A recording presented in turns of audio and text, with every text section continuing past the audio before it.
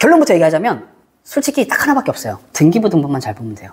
등기부등본만 잘 보시면 되고, 그리고 빠르게 핵심만 듣다 보면 늘어나는 경매 지식 재보경. 자, 그래서 이제 여러분들이 잘 아셔야 될 건 뭐냐면 등기부등본을 제대로 보는 방법을 아셔야 됩니다. 그래서 정말 실상에 맞는 것만 위주로 말씀을 드릴 건데, 제일 중요한 거 근저당. 근저당인데 근자가 지금 괄호로 쳐져 있잖아요. 네. 근저당과 저당은 다른 거라서 그래요. 근저당 하면 등기부등본에 적혀있는 금액이 있죠. 원금인가요? 아닌가요? 원금 아니죠. 네. 원금 아니죠. 자, 그러면 이거를 우리가 있는 말로 채권 최고액이라고 합니다. 채권 최고액. 1억을 제가 은행에서 대출을 받으면 1억 1000을 적는 은행도 있고 1억 2000을 적는 은행도 있어요. 왜 그럴까요? 이자를 어떻게? 지금 정답 말씀하신 것 같아서 그래요. 이자를 안 낼 수도 있고. 그렇지. 정확하게 말하자면 이자를 안 낼 걸 감안해서예요. 안 낼 걸 감안해서. 이 채권 최고액이라는 게 1억을 빌렸을 때 얼마의 기재가 되느냐 잠깐 예시를 보자면, 자, 만약에 은행에서 1억을 대출을 받으면서 연이자 4%로 대출을 받았어요. 그러면 연이자가 얼마죠? 400만 원이죠. 이거를 1년으로 나누면 약 33만 원 정도가 될 거예요. 그러면 1년 뒤에 만약에 원금과 이자를 다 상환한다라고 하게 되면 은행은 1억 400만 원 버는 거잖아요. 그죠? 근데 이거는 정상적으로 잘 갚을 때의 얘기고, 그렇지 않을 경우, 정상금리 말고 은행에서 또 하나 금리 주장하는 거, 연체금리. 제 날짜에 갚지 않는 사람은 이제 정상금리가 아니라 연체금리로 산정이 되죠. 정상금리에 플러스 3%까지만. 그래서 지금 현재는 대출 4%짜리를 1억 받았을 때 만약에 연체를 이렇게 듣게 되면 지은 이자가 700만 원이 되는 거예요. 7%니까. 플러스 3%밖에 못해서. 그러면 1년 뒤에 은행은 원금까지 포함해서 1억 700만 원을 받을 수가 있는 거죠. 이자에 이자가 붙고 또 이자에 이자가 붙으니까 실질적으로는 1억 700만 원 이상이 될 거예요. 평균적으로 쉽게 계산했을 때 1억 700만 원이라는 건데, 자, 보세요. 1억을 빌려주고 1년 동안 이 사람이 한 번도 안 갚았을 때 은행이 1년 뒤에 받을 수 있는 돈이 1억 700인 거예요. 4%일 때. 그 비용까지 포함해서 미리 산정하는 금액이 채권 최고액이에요. 그러니까 1금융권은 보통 110에서 120%.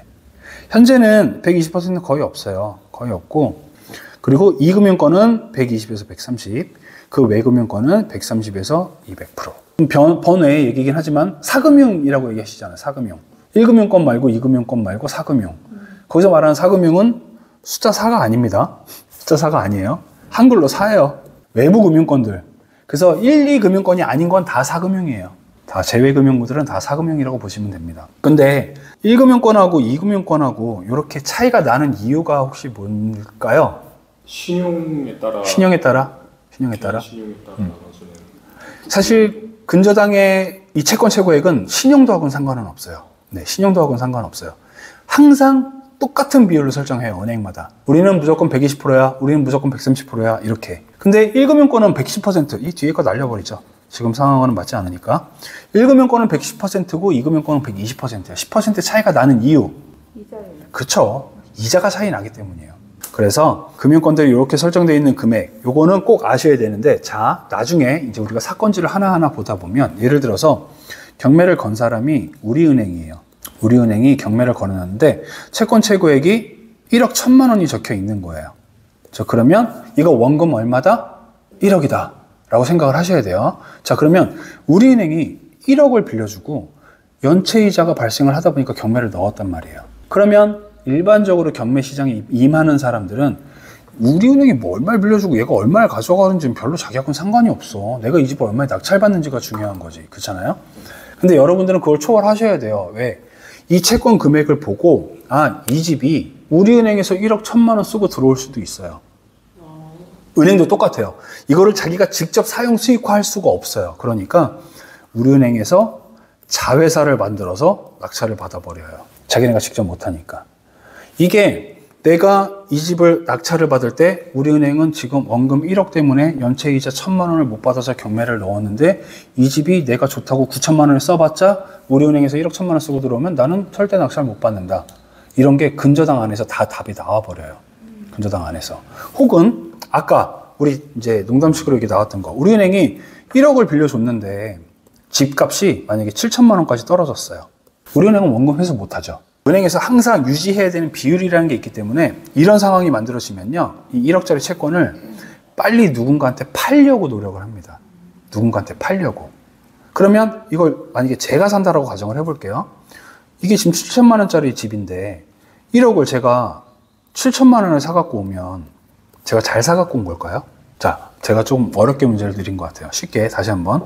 1억을 빌려준 은행에서 원래는 집값이 한 1억 5천 됐다라고 가정을 해보죠. 한 1억 5천 되는 집에 1억을 담보로 해줬던 근저당을 원래는 정상적으로 막 경매가 낙찰이 되면 자기네 원금은 충분히 회수할 수 있었을 텐데 지금 부동산이 막 꺾이면서 집이 7천만 원에 낙찰되게 생겼어. 그래서 은행은 이렇게 되면 원금 3천만 원 손해를 보니까 제3자에게 이 채권을 팔려고 할 겁니다. 팔려고 해요.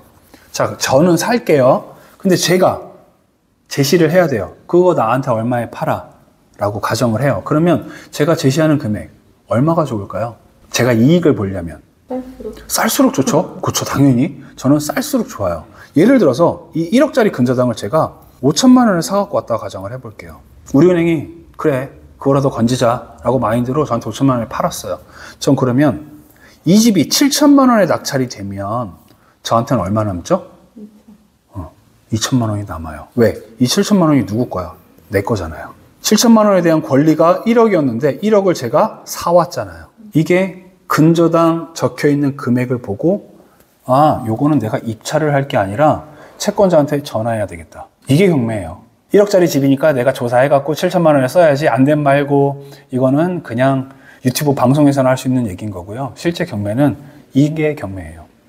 내가 이걸 5천만 원에 사갖고 와갖고 7천만 원에 내가 낙찰을 받아도 되고 7천만 원에 누가 낙찰을 받았을 때 내가 2천만 원을 남겨 먹어도 되는 거예요. 그러기 위해서는 근저당을 100% 이해하고 계셔야 돼요. 적혀있는 금액은 원금이다 아니다 혹은 여기 있는 연체이자는 얼마다 라는 걸 계속 연습하시면서 찾으셔야 됩니다. 되겠죠? 대법을 갖고 나중에 경매에서 다 충분히 활용할 수 있는 게 훨씬 더 좀 뭐랄까 좀 우위에 선점할 수 있는 경매 방법이에요. 그래서 근저당은 꼭 알고 계셔야 돼요. 최대한 쉽고 빠르게 제대로 짚어보는 경매. 제보경.